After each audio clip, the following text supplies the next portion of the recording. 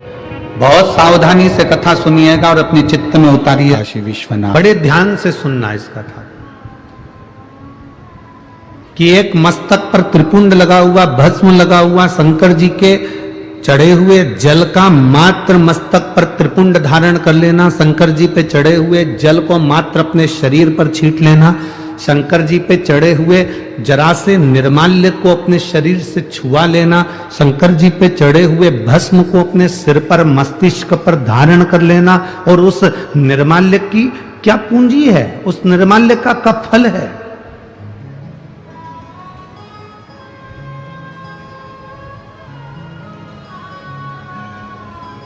दुर्वासा जी ने विचार करा कि मैंने सब कुछ देखा, मैंने बैकुंठ देखा, इंद्रलोक देखा, ब्रह्मलोक देखा, तलातल, रसातल, मृत्युलोक सब मैंने देखा।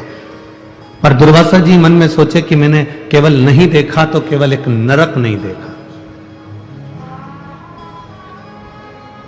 मैंने नरक नहीं देखा, एक बार मुझे नरक देखना।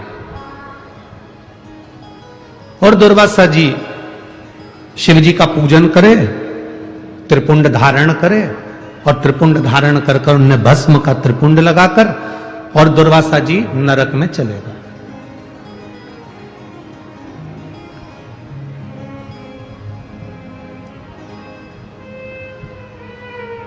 जैसे दुर्वासा जी नरक में पहुंचे, यमराज हाथ जोड़कर दुर्वासा जी का साधुवाद कर रहे हैं। प्रभु आप आए हैं, वेलकम टू नरक, आपका स्वागत है नरक के अंदर, नरक में आपका स्वागत, आओ पधारो, नरक में आइए। आप स्वर्ग में जाएंगे तो भी स्वर्ग में आपका स्वागत होगा, आप इंद्रलोक जाएंगे तो इंद्रलोक में स्वागत होगा। आप जहां जाते हैं, पृथ्वी पर आपका जन्म होता है, आप पैदा होते हो तो आपके घर के लोग नगाड़े बजाते हैं, फटाके फोड़ते हैं, आतिशबाजी छोड़ते हैं, लड्डू बढ़वाते हैं। तुम जहां जाओगे ना वहां तुम्हारा स्वागत होगा, ये निश्चित है। तुम जहां जाओगे वहां तुम्हारा स्वागत है। मरोगे तो भी तुम्हारा स्वागत है। शमशान जाने से पहले ढोल नगाड़े बैंड बाजे तुम्हें सजा धजा के राम नाम, अरे बोलो बोलो जम के बोलो जरा, राम नाम सत्य है, बोलते बोलते स्वागत करते करते तुमको लेकर जाएंगे। हर जगह तुम्हारा स्वागत, जन्म में भी मृत्यु में भी, प्रत्येक जगह। स्वर्ग गए तो वहां स्वागत है, इंद्रलोक गए तो वहां स्वागत है, जहां तुम जा रहे हो वहां तुम्हारा। अब जैसे ही दुर्वासा बाबा नरक में गए तो नरक में जाते से दुर्वासा जी का स्वागत हुआ, वेलकम नरक, आओ ये नरक में आपका दरवाजा खुला है, आइए। दुर्वासा जी ने नरक में जाकर क्या देखा, कुंभीपाक नरक में पहुंचे और उस कुंभीपाक नरक में दुर्वासा जी एक कुंड बना हुआ था, जिस कुंड में पापियों को पटका जाता था। उस कुंड में पापियों को गिराया जाता था,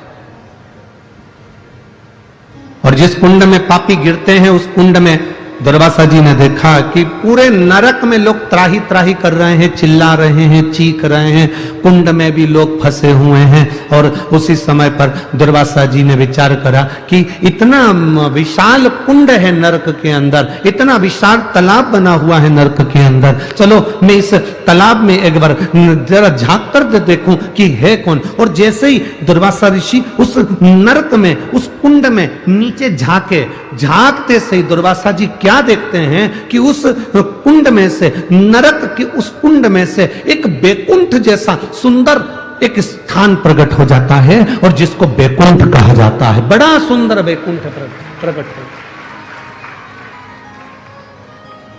अब नरक और नरक के अंदर कुंड, और कुंड में क्या प्रकट हो गया, जम के बोलो जरा, अच्छा आवाज आना चाहिए हमारी तक कि क्या प्रकट हुआ, बैकुंठ प्रकट हो। कितना आश्चर्य है, कितना बड़ा आश्चर्य, जरा विचार करिए। नरक में भी सबसे कठोर नरक कुंभीपाक नरक, और कुंभीपाक नरक में जो कुंड बना है, उस कुंड में क्या प्रकट हो गया? बैकुंठ। उसमें बैकुंठ प्रकट हो गया। दुर्वासा जी के मन में खलबली मच गई, नरक के अंदर बैकुंठ कैसे आ सकता है? ये नरक के अंदर ये बैकुंठ कैसे प्रकट हो सकता है? खलबली मच गई। जैसे ही खलबली मची, सामने थोड़ी दूर पर यमराज आए। यमराज ने आकर हाथ जोड़े दुर्वासा जी के, प्रभु क्या बात है, आज आपका चेहरा बड़ा उदास दिख रहा है, क्या हुआ, क्या है? दुर्वासा जी बोलते हैं, मेरे को समझ में नहीं आ रहा है कि मैं नरक घूमने के लिए आया था, नरक में भी कुंभीपाक नरक घूमने आया था। कुंभीपाक नरक में कुंड है, उस कुंड में मैंने दर्शन करा, उस कुंड में मैंने जैसे ही झांका, झांकते से ही मैंने जीवों को चिल्लाते हुए सुना था, उसमें जैसे ही झांका, झांकते से उसमें बैकुंठ प्रकट हो गया। समझ में नहीं आता ये बैकुंठ कहां से आया। यमराज हाथ जोड़कर बोले, प्रभु दुर्वासा जी कुछ नहीं, बैकुंठ कहां से प्रकट हुआ है मैं आपको बताता हूं। आप शंकर जी की पूजन कर कर अपने सिर पर भस्म धारण कर कर आए थे। जब आप कुंड में झांक रहे थे, आपके मस्तक की भस्म उसमें गिर गई थी और उससे बैकुंठ प्रकट हो गया। केवल मस्तक की भस्म, जब आप झांक रहे थे, झांकते समय मस्तक की भस्म उसमें गिर गई थी और वो भस्म गिरने से बैकुंठ प्रकट हो गया। कहां प्रकट हुआ? जम के बोलो जरा। नरक में। नरक में भी कुंभीपाक नरक में, और कुंभीपाक नरक में भी ऐसे कुंड में जिसमें जीवों को तड़पाया जाता था, पटका जाता था, उस कुंड में बैकुंठ प्रकट हो जाता है। शिव महापुराण की कथा कहती है, जब शंकर जी के चढ़ी हुई भस्म सिर पर लगाकर हम जाते हैं और वो भस्म जहां पर भी जाकर थोड़ी सी भी गिरती है, तो हम जैसे पापियों का उद्धार करने के लिए बैकुंठ को प्रकट कर देती है। बैकुंठ को प्रकट कर।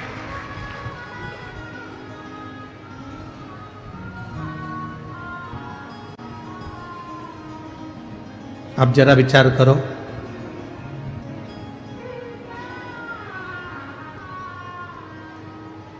कल कोई कह रहा था, गुरुजी, ऐ गुरुजी, आप कहते हो कि जहां शिव पुराण होती है वहां की मिट्टी भी चंदन हो जाती, क्यों नहीं?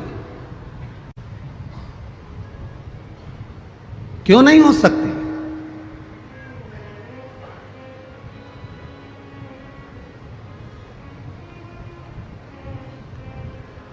अरे गुरुजी, कितनी गंदगी करते हैं लोग। कोई थूक रहा है, कोई मुंह धो रहा है, कोई वॉशरूम करने जा रहा है, कोई ना जाने कितना कितना झूठन पटक देते हैं, कितनी गंदगी हो जाती है। और आप कह रहे हो कि वो मिट्टी चंदन हो जाती है? हाँ, ऐसे कैसे हो सकता है? हमने कहा, भाई देख,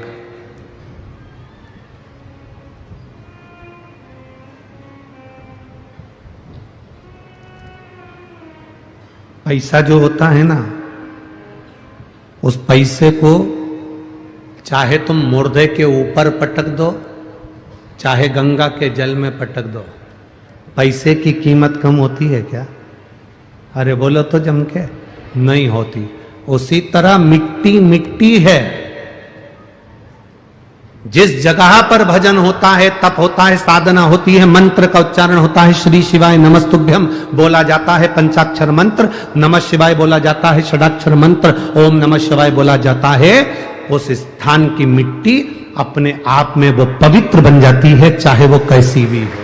उसकी पवित्रता प्रबल हो, उसमें गलत कुछ नहीं है, उसमें पवित्रता। और हम तो यहां तक कहेंगे कि आपने देखा क्या? लोगों को थूकते हुए देखा तो तुमने कह दिया। तुमने गंदगी देखी इसलिए गंदगी दिखी।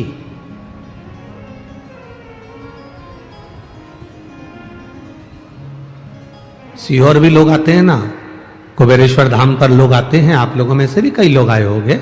कई लोग आकर कहते हैं, अरे गुरुजी थोड़ी व्यवस्था तो ठीक करना चाहिए, यहाँ तो हर कहीं लोग बैठ जाते हैं, कंकर शंकर पूजन करा वहीं छोड़ देते हैं, लोग लांग कर जा रहे हैं, जूता चप्पल उधर से निकाल कर जा रहे हैं, कोई कहीं से जा रहा है, कोई कहीं से जा रहा है, कोई कहीं से जा रहा है। जरा विचार करिए, जो पूजन कर रहा है वो कंकर में भी शंकर का दर्शन कर कर पूजन कर रहा है, और उसके दर्शन में भी अगर तू खोट निकाल रहा है तो तेरा आना ही व्यर्थ, तेरा कुबेरेश्वर धाम आना ही व्यर्थ है। क्योंकि इस कुबेरेश्वर धाम की तो संपूर्ण भूमि कंकर शंकर की। आप बैठे, भजन करा, तप करा, साधना करी, श्री शिवाय नमस्तुभ्यम जपा, आपने पूजन करी, पूजन कर कर वो कंकर को वापिस आप एक स्थान पर डाल दिया, या पूजन करने के बाद वो कंकर आप अपने साथ लिया, वो आपके ऊपर निर्भर कर। मानो तो मैं गंगा मां हूं और ना मानो तो बहता, ये आपका भरोसा आपके ऊपर निर्भर करता है। भगवान शंकर का शिव तत्व जितना हमारे भीतर होगा उतना मिलन सरल, मिलन सरल। बहुत हंसते हैं लोग, क्या जल चढ़ाने से रोग मिट सकता है? क्या बेलपत्री खाने से दुख समाप्त हो सकता है? उससे पूछो जिसका 1 महीने में 3-3, 4-4 बार डायलिसिस हो रहा हो, वेंटिलेटर पर पड़ा हो, और उसके बेटे से कह दिया गया हो कि बॉडी को ले जाओ। उस जल की महत्वता क्या है? दुर्वासा बाबा ने अपने मस्तक पर जो भस्म का त्रिपुंड लगाया और नरक कुंभिपाक नरक के कुंड में झांका, उस भस्म के तिलक में से जरा सी भस्म नीचे गिर गई। जब हम मांग भरते हैं, जब हम तिलक लगाते हैं, तो उसमें से थोड़ा थोड़ा तिलक तो गिरता रहता। चंदन का त्रिपुंड लगा लो तो धीरे धीरे चमड़ी सूखेगी तो वो गिरेगा, गिरता।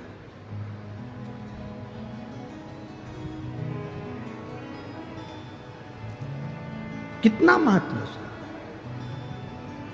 वो कुंभिपाक नरक में भी बैकुंठ प्रकट कर देता है। बैकुंठ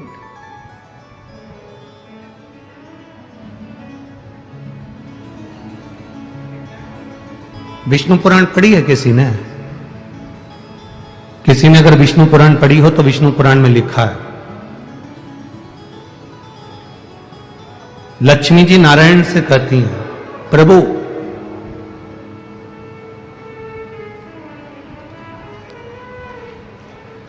संसार में इतने सारे साधु सन्यासी तपस्वी साधक उपासक भजन करने वाले तप करने वाले सब मरते हैं, प्राण छूटते हैं, सबके जो आया है मृत्यु लोक में उसको जाना है। विष्णु पुराण में लक्ष्मी जी नारायण से कह रही हैं, संसार में जन्मा हुआ प्रत्येक मनुष्य मरता है और उसके प्राण छूटते हैं।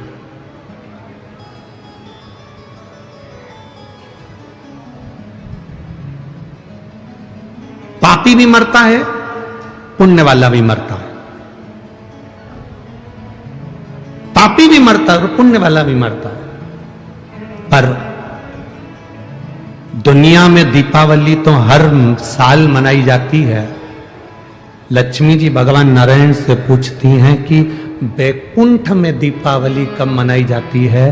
तो नारायण कहते हैं जब कोई शंकर का भक्त शिव की आराधना करते करते जल चढ़ाने के बाद मेरे पास पहुंचता है, तब बैकुंठ में दिवाली। उसका कारण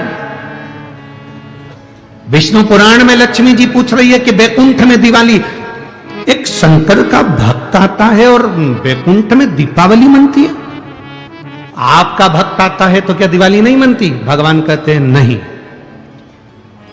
ब्रह्मा जी का कोई भक्त आता है तो दिवाली नहीं मनती? नहीं। पर शंकर का कोई भक्त प्राण छोड़ने के बाद जब आता है तो बैकुंठ में दिवाली मनती है। तो पूछा, ये बैकुंठ में दिवाली शंकर के भक्त के आने से क्यों मनती है? तो भगवान नारायण कहते हैं शिव का भक्त जब हमारे पास में आता है, उसके शरीर के तरंगों में, उसके शरीर, उसकी आत्मा के रोमावली में, उसके जीव के भीतर उसने इतना शंकर का जल चढ़ाया होता है, इतना शंकर का त्रिपुंड लगाया होता है, शंकर के जल को अपने मस्तक पर चढ़ाया होता है, आज्ञा चक्र पर लगाया होता है, शंकर के जल को उसने पिया हुआ होता है, शंकर के जल को चढ़ा चढ़ाकर उसकी एक एक हृदय की रोमावली में, उसके हृदय के अंदर शिव ऐसा समा जाता है कि वो जीव जब वैकुंठ में आता है तो 33 कोटि देवी देवता उस जीव की आत्मा की तरंग से वैकुंठ का फल प्राप्त कर लेते हैं। इतना आनंद की अनुभूति शिव के भक्त से होती है।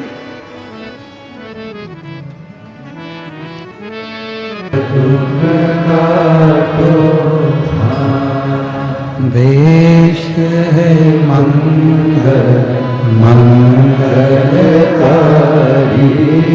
वेश है मंगल मंगलकारी,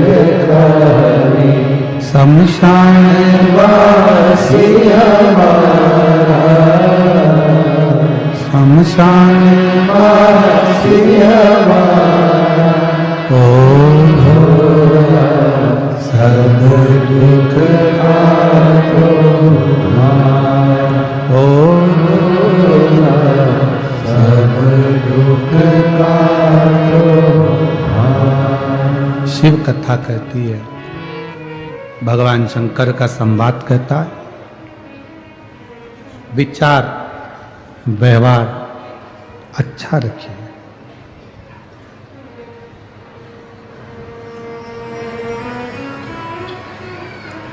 जितना अच्छा अपना विचार रखोगे, जितना अच्छा अपना व्यवहार रखोगे, उतना आपकी जिंदगी में अच्छा होता चलेगा।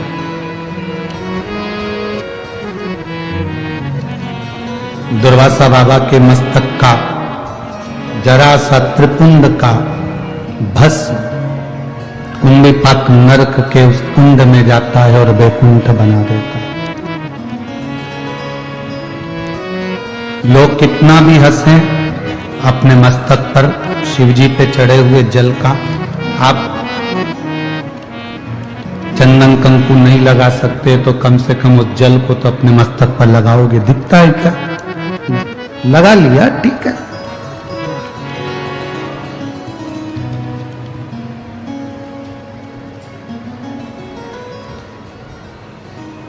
एक बड़ी सुंदर कथा आती है रामचरितमानस में।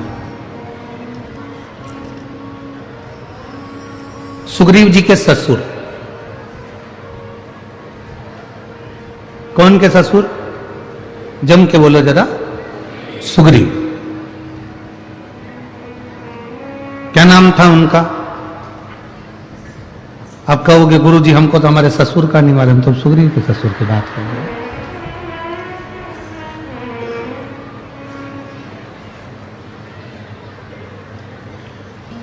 दुनिया बड़ी विचित्र है। एक लड़का तीर्थ करने जा रहा था उसकी पत्नी के साथ, तो अपने दोस्त के पास गया। दोस्त से बोला मैं तीर्थ करने जा रहा हूं। बहुत अच्छी बात है, मेरा मन करता है कि मैं सिगरेट, गुटखा, पाउच सब छोड़ दूं। दोस्त और खुश हुआ, इससे बढ़कर और क्या खुशी होगी। छोड़ दे, पर समझ में नहीं आ रहा किसके पास छोड़ूं। मेरे सारे दोस्त बेकार हैं, अगर मैं उनके पास छोड़ के चले गया, वही खा पी गए तो। दोस्त ने माथा ठोका। हम समझे थे कि तू जिंदगी भर के लिए छोड़ रहा है, तू तो दोस्त के पास छोड़ के जा रहा। हमें अपना स्मरण नहीं मालूम। बड़ी सुंदर कथा रामचरितमानस में आती है सुग्रीव के ससुर जी की, जो लंकापति रावण के यहां पर राजवेद का काम करते थे, जिनका नाम था सुषेण। कौन है वो? सुग्रीव के, बोलो बोलो जम के बोलो जरा, ससुर। सुग्रीव जी के ससुर जो लंकाधिपति रावण के यहां पर राजवेद का काम करते थे, जिसका नाम था सुषेण वेद। जो सुषेण वेद है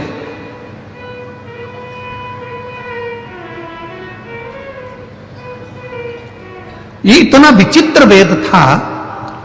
सुग्रीव जी के जो ससुर जी थे सुषेण वेद, लंकाधिपति रावण के जो राजवेद थे सुषेण वेद, ये इतने विद्वान थे, इतने विद्वान, जिन्होंने लक्ष्मण जी को जीवित किया था। कथा तो आप लोगों ने सुनी होगी ना रामायण की।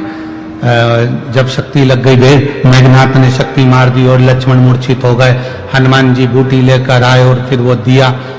ये सुषेण वेद के कहने पर गए थे। सुग्रीव के ससुर हैं सुषेण वेद। ये बड़े विचित्र वेद है। कहते हैं देवलोक में भी अगर कोई बीमार पड़ जावे, पूरे मृत्यु लोक में अगर किसी को रोग हो जावे, तो सुषेण वेद से बड़ा कोई वेद नहीं था। इतना विचित्र वेद था। डॉक्टर तो सभी होते हैं, पर कोई कोई डॉक्टर ऐसा होता है जिसका नाम बड़ा प्रसिद्ध होता है, बड़ा प्रसिद्ध। वहां चले जाओ, वो डॉक्टर से मिल लेना, उनकी तो दवाई बड़ी कामगार है और अच्छा कर देते। कई लोग हंसी हंसी में कह देते हैं, अगर तुमको तकलीफ है शिव महापुराण की कथा में चले जाओ, बैठकर कथा सुनोगे, 5 दिन में जब वापिस आओगे तब हमको बताना कि तुम्हारा स्वास्थ्य कैसा है। कई लोगों को तो ये भी डॉक्टर की वेद की दवा लगती है। सुषेण वेद बड़े प्रसिद्ध वेद थे। लंकाधिपति रावण का जो राजवेद हो, जिसके यहां पर ग्रह बंधन में पड़े हो, देवताओं भी बंधन में पड़े हो, ऐसे लंकाधिपति रावण का कोई वेद कोई साधारण नहीं हो सकता। सुग्रीव के ससुर उनके यहां वेद थे।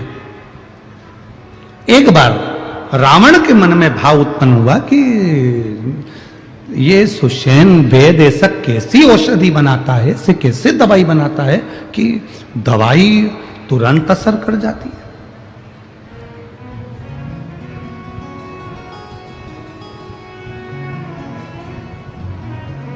सुषेण वेद के पास में लंकाधिपति रावण गए, और सुषेण वेद के पास में जब लंकाधिपति रावण गए तो सुषेण वेद उस समय पर दवाई घोट रहा था।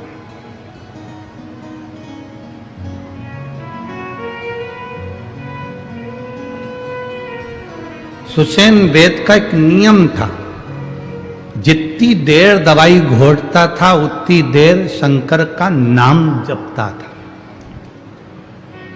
शिव के नाम का उच्चारण करता था, शिव के नाम का स्मरण करता था। यहां तक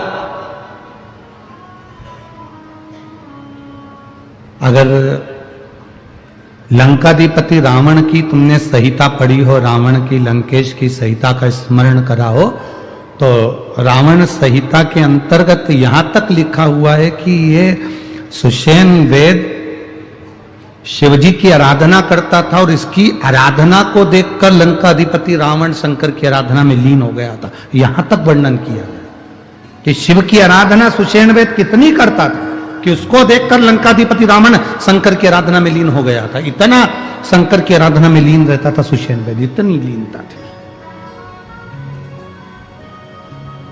जब कोई अच्छा व्यक्ति भगवान की ओर बढ़ता है और उसको कोई दूसरा देखता है तो उसके मन में भी शंकर के प्रति भाव जागृत होता है। भाव, ये प्रेरणा है। अगर आज माननीय सांसद महोदय श्री उन्मेष जी पाटिल जी, उनकी धर्म पत्नी श्रीमती संपदा पाटिल जी अगर आज कथा में आए हैं, बैठे हैं, कथा का क्रम करवा रहे हैं, उनके साथ में उनके साथी लोग भी मिलकर कथा का क्रम करवा रहे हैं, तो ये अपने क्षेत्रवासियों को एक प्रेरणा है कि तुम कितनी भी उन्नति की सीढ़ी पर चढ़ जाना, कितने भी करोड़पति बन जाना, कितने भी वैभवपति बन जाना, कितने भी ऊंचे सिंहासन पर बैठ जाना, पर अपने सनातन धर्म को मत भूल जाना। ये प्रेरणा है। अपने सनातन धर्म को मत छोड़ो, अपने सनातन धर्म को मजबूत करने का प्रयास करो।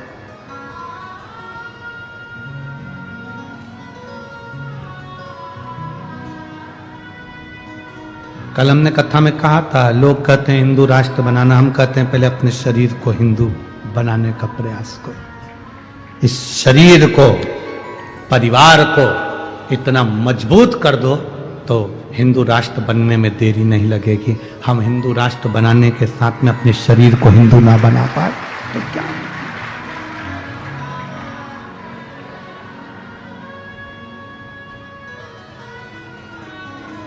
अभी हमने भजन लिया, उसमें कहा घर घर में अलख जगाना है, भारत में राम को लाना। हमने ये नहीं कहा कि अवध में राम को लाना।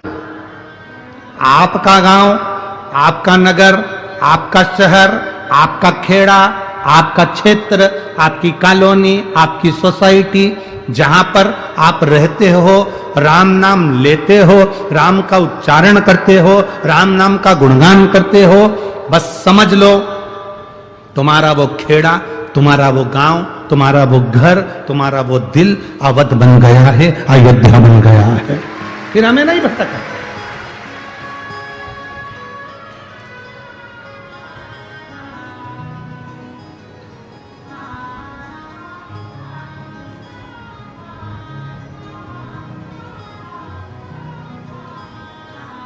वो सोशल मीडिया पर लोग वह कितना कितना कमेंट्स कर रहे हैं कि ऐसा है वैसा है। जो लोग कहे सो कहे।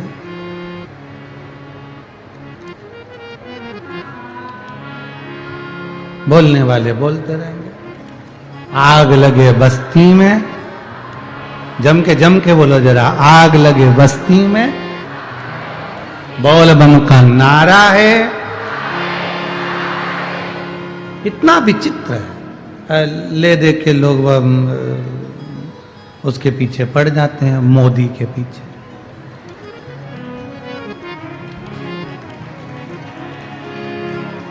कभी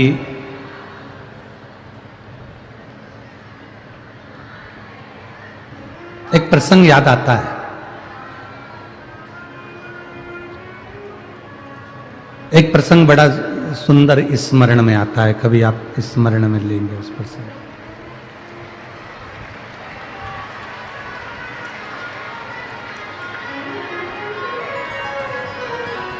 शंभो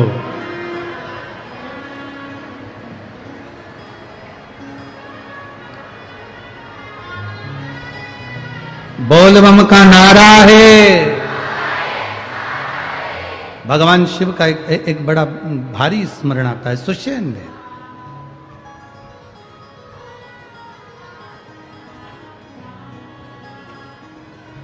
आज कोई कर था, और इससे पहले भी एक कमेंट्स में हमने देखा था कि वो मोदी जी ने थाली बजवा दी, मोदी जी ने वो ताली बजवा दी, मोदी जी ने ये बजवा दिया, मोदी जी ने वो बजवा दिया।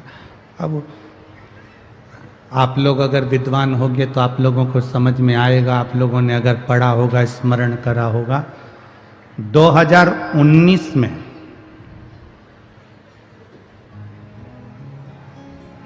अयोध्या के टेंट में जो राम जी विराजमान थे,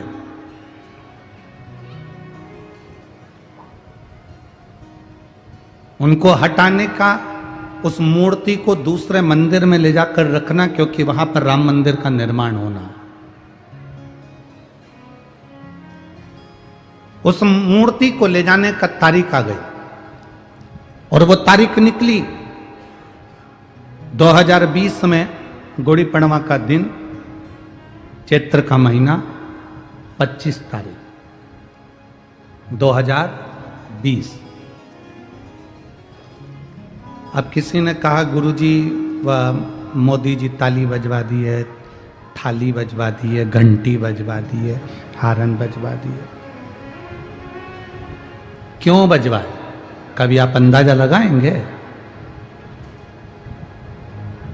तारीख आ गई नजदीक में, 25 तारीख को टेंट में से राम जी की मूर्ति को ले जाकर मंदिर में रखना है। अब ये विचार करा गया कि भगवान राम की मूर्ति इतने सालों के बाद वहां से हटेगी। लोग बाग जरा सा 4 कदम चलते हैं तो तोप बजती है, दूल्हा चलता है तो नगाड़े बजते हैं, और भगवान ऐसे ही चले जाएंगे। ऐसे अब कोरोना काल चल रहा था 2020 में, कोरोना भी बहुत तीव्र। योगी जी मोदी जी से कहे कि मन नहीं कर रहा कि राम जी को कैसे ले जाएं, कोई जुलूस नहीं, कोई आतिशबाजी नहीं, कोई बैंड बाजा नहीं, और कोरोना अलग चल रहा है। तो मोदी जी बोले तुम चिंता मत करो, तुम 25 तारीख के पहले नी ताली और नगाड़े बजवा दिए तो हमारा नाम भी ना।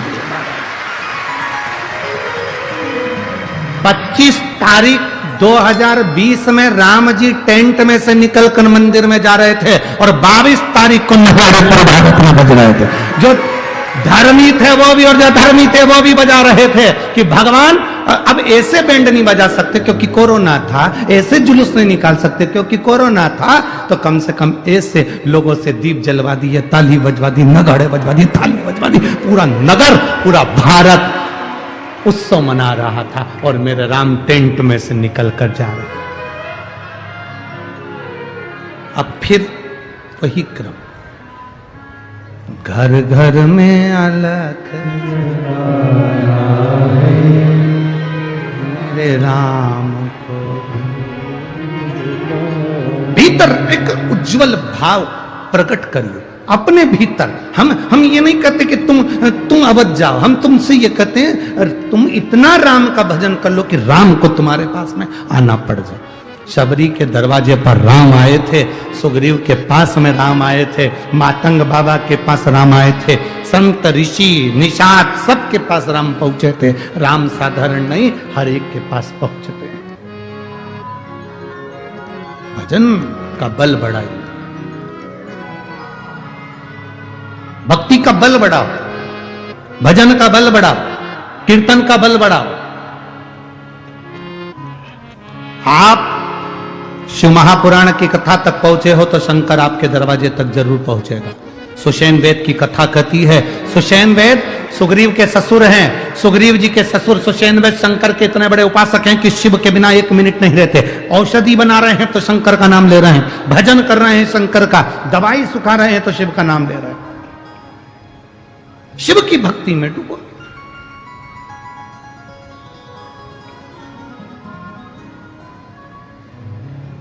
कोई जरूरी है क्या कि दिखावा कर कर ही भगवान का भजन करोगे? कोई जरूरी नहीं कि दिखावा कर कर भगवान का भजन करा जाए। भगवान का भजन हम पहले भी कहे, ये तुम ये कपड़ा मपड़ा चेंज करके कि हम तो ये ऐसा चोला पहन लेंगे तो भगवान का कपड़ा, तो हम संत दिखेंगे, साधु दिखेंगे, गुरुजन दिखेंगे। ना ना ना,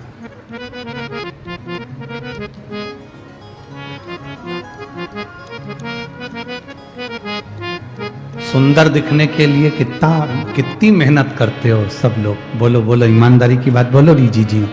सुंदर दिखने के लिए कितनी मेहनत करती हो? 2 घंटा तो कजन कौन कौन से 3-4 ट्यूब रखे हैं उसमें बाथरूम के अंदर, एक एक करके लगाती, फिर पानी से धोती, फिर कोई दूसरा ट्यूब ले आई। वो तो एक बार हमें कहीं ठहराया था और ना जाने किसका कमरा था, उस कमरे में बहुत सारे ट्यूब रखे थे, साबुन नहीं था तो हमने निकाल के उससे धोया से तो मालूम पड़ा। तो पहला ट्यूब तो ऐसा था कि बिल्कुल एकदम चिकना चिकना था, उससे धो लिया। दूसरा ट्यूब ऐसा था कि उसमें ना जाने क्या क्या दर आ रहा था, कचरे जैसा अंदर ऐसा दर आ रहा था, मालूम पड़ा पूरा चेहरा ही उससे छिल गया। और फिर तीसरा ट्यूब ऐसा था कि उसको धो तो वो छूटे ही नहीं, पानी ही नहीं पकड़े, पानी नहीं, धो के थूका।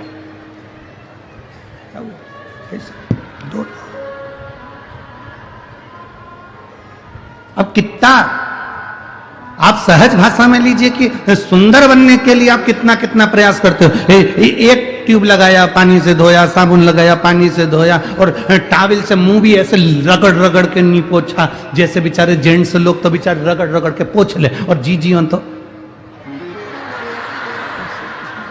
पोछ ले। और 25 बार कांच में, 25। और फिर बाद में तैयार होने का समय आया। किसी को भी तैयार होते हुए कभी मत देखना, कभी। आंखें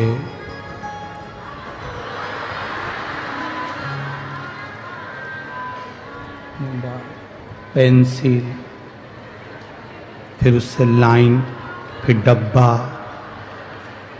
फिर इधर से नीली, फिर मालूम पड़े ज्यादा लग गई तो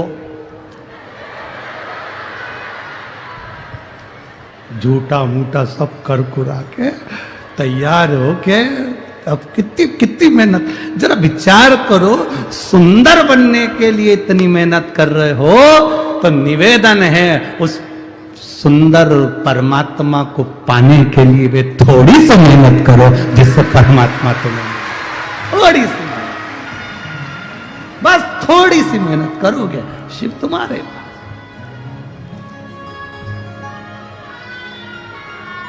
अब हम मेहनत करते नहीं है, रत्ती भर भी हमसे मेहनत होती नहीं है। सुंदर बनने के लिए जितनी मेहनत करी उसमें से एक अंश निकाल लो और उतना अंश भी परमात्मा को दिया तो बहुत है। सुग्रीव के ससुर सुषेण वेद शिव जी के भक्त, दवाई बनाए शिव का नाम, काम करे शिव का नाम, हर पल शिव का नाम, हर क्षण शिव का नाम।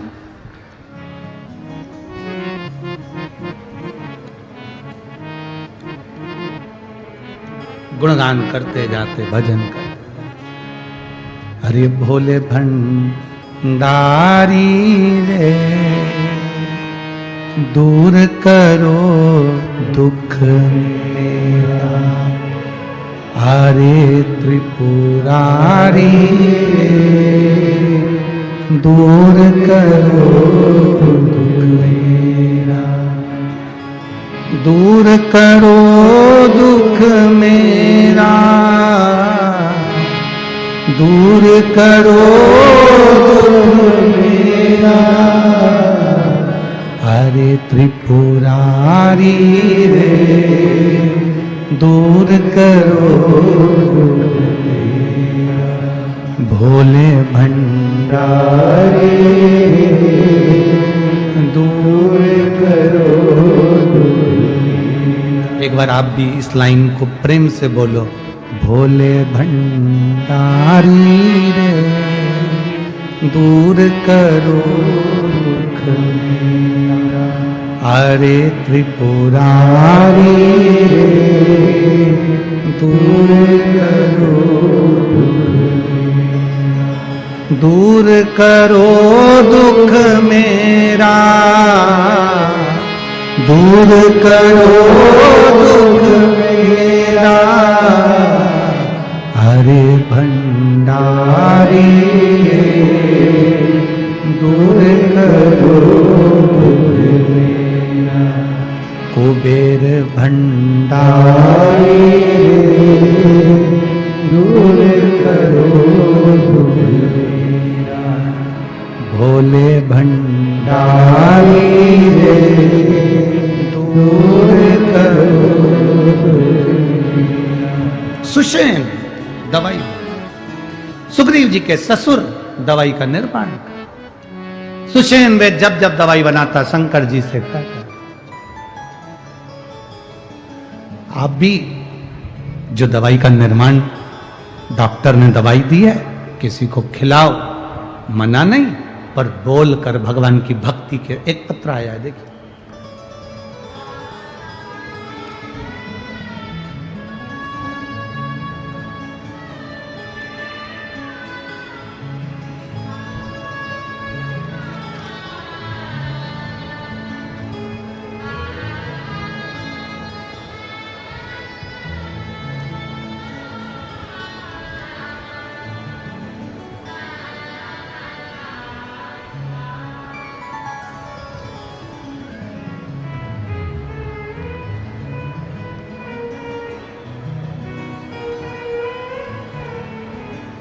मेरा नाम सुनीता अशोक राजपूत, मेरे दो बेटे हैं गुरुदेव, दर्शन अशोक राजपूत और धीरज अशोक राजपूत। कहीं बैठे हैं क्या?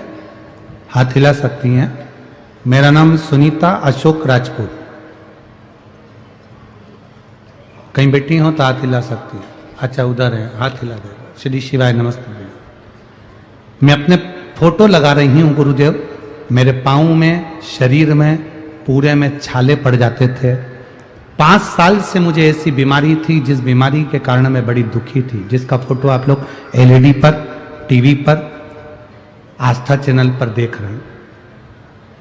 एक ऐसी बीमारी थी जिस बीमारी में मुझे चर्म का रोग था, मेरा शरीर पूरा बेकार हो जाता था, शरीर में फपोले पड़ जाते थे, उससे पानी बहता रहता था और पानी से दूसरा पानी के कारण शरीर में रोग हो जाता था। 5 साल से ऐसा कोई डॉक्टर नहीं था जिससे मेरी दवाई ना चली हो। सारे यहां से लेके बॉम्बे तक डॉक्टर को दिखा लिया पर आराम नहीं लगा। गुरुदेव, किसी ने कहा था कि कथा के पंडाल में बैठकर कथा सुनने से रोग का निवारण होता है। कभी विश्वास नहीं था कि कथा बैठकर सुनने से बीमारी चली जाती है क्या, पर किसी के कहने पर पहली बार मालेगांव की कथा में मैं पहुंच गई। विश्वास नहीं होता गुरुदेव, ना मेरे बच्चे भरोसा करते हैं कि ऐसा हो सकता है क्या कि कथा के पंडाल में बैठकर कथा सुनो और लोगों के शुगर, बीपी और बीमारियां ठीक हो जाए। ये कभी नहीं हो सकता। मैंने भी प्रैक्टिकल करा। मेरे बच्चों से कहा कि मेरे को मालेगांव जाना है, वहां कुबेरेश्वर धाम का महाराज जी आए हैं, वो कथा कर रहे हैं। उनकी कथा में जो पहुंचता है तो रोग निवारण होता है, तो मुझे भी रोग निवारण के लिए पहुंचना। मां, तेरे शरीर में इतना सारा रोग है, तू नीचे बैठ नहीं सकेगी, तेरे पांव में छाले रहते हैं, शरीर में छाले रहते हैं और पूरा शरीर तेरा बेकार हो जाता है। 5 साल से तू परेशान है, क्या करेगी जाकर, मुझे छोड़ कर आओ। मालेगांव में मुझे छोड़कर गए, मैं बैठकर कथा सुनी। गुरुदेव, मात्र 2 दिन की कथा मैंने मालेगांव की सुनी और बाबा से विनती करी। आज मैं बाबा को नमन करने आई हूं। जो 5 साल की बीमारी थी, मेरे बाबा ने धीरे धीरे मेरे रोग को समाप्त कर दिया और मैं ठीक हो गई हूं। मैं बाबा को प्रणाम करने आई हूं। ये मेरा जब शरीर में रोग था उसका फोटो है और दूसरा फोटो में लगा रही हूं। अब मेरा शरीर पूरा की पूरा आपकी इस कथा स्थल पर है, मैं ठीक हूं। अब ठीक है मां? दोनों हाथ हिला दो एक बार। श्री शिवाय नमस्तुभ्यम। बैठिए। शिव तत्व की प्राप्ति है। शंकर ओघड़ी शंभु।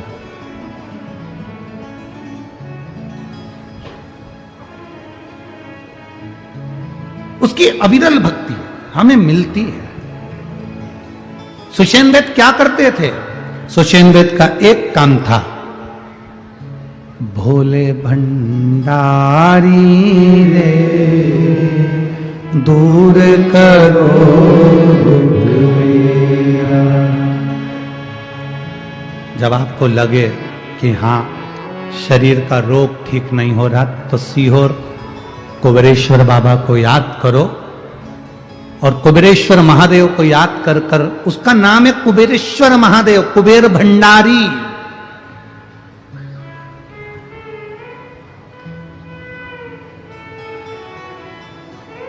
उसका नाम है कुबेरेश्वर महादेव, कुबेर भंडारी। दूर करो मेरा कुबेर भंडारी रे, दूर करो उसका स्मरण हमारा सुख दे।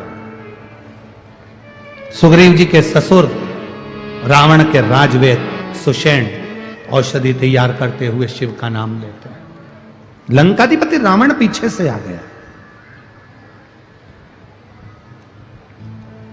और लंकाधिपति रावण ने खड़े होकर देखा तो क्या देख रहे हैं सुषेण वेद को कि वो तो औषधि तो बना रहा है पर उसका शुद्ध नहीं है औषधि बनाने में, उसका ध्यान नहीं है औषधि बनाने।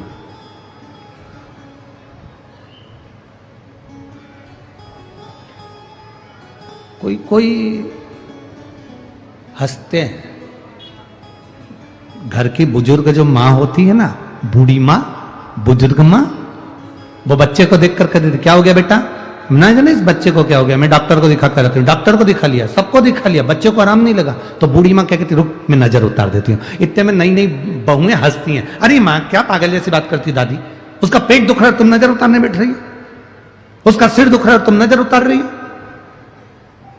उसके शरीर में कष्ट हो रहा है तुम नजर उतार रही हो। बूढ़ी माँ जानती है तो डॉक्टर को दिखा मना नहीं है, पर बूढ़ी माँ अपने दिल से नजर नहीं उतारती, अपने दिल की जो उसने पूजन आराधना करी है ना, वो सारी दुआ अपने पोते को दे देती है, इसलिए पोता ठीक हो जाता है।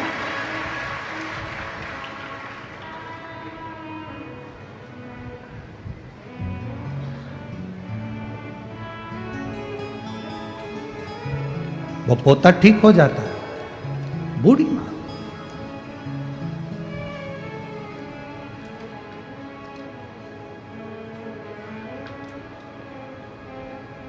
शिव महापुराण की कथा कहती है बच्चों की परवरिश साधना है।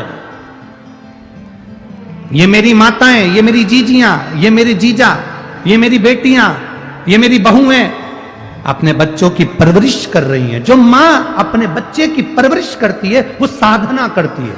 बच्चे को पढ़ाना है, डॉक्टर बनाना है, इंजीनियर बनाना है, मायके नहीं जाती उसके एग्जाम के कारण, कथा में नहीं आती उसकी पढ़ाई के कारण। कथा हो रही है अपने नगर में, नहीं जा पा रही क्योंकि उसके एग्जाम है, उसको पढ़ाना है, उसको देखना है, वो स्कूल से आएगा। खुद नहीं खाती, अपना निवाला बच्चे को दे देती है। खुद अच्छे कपड़े नहीं पहनता, कमा कमा कर बच्चे की फीस में भर देता है बाप। बच्चों को परवरिश करना, बच्चों को पालना, ये साधना है। ये साधना है। बच्चों की परवरिश तुम्हारी साधना है, तुम्हारी साधना। बच्चों की परवरिश तुम्हारी साधना है, पर बच्चों से निवेदन है, माता पिता की सेवा तुम्हारी आराधना है।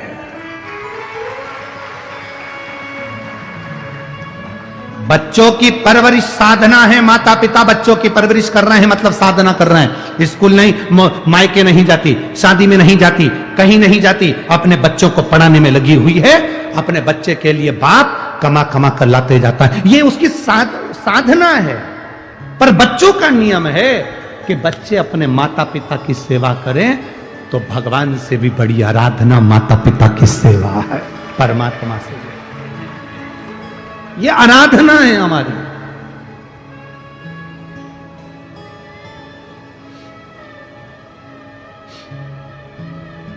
करो आराधना। साधना और आराधना दोनों होना चाहिए। बच्चों को पढ़ाओ, खूब विद्वान बनाओ, खूब विद्वान। एक पत्र है, उस पत्र में लिखा सो मनीषा राम कृष्ण पहल मुकाम हनुमंत खेड़े। सही है, ठीक है। सीमा तालुका पारंडोल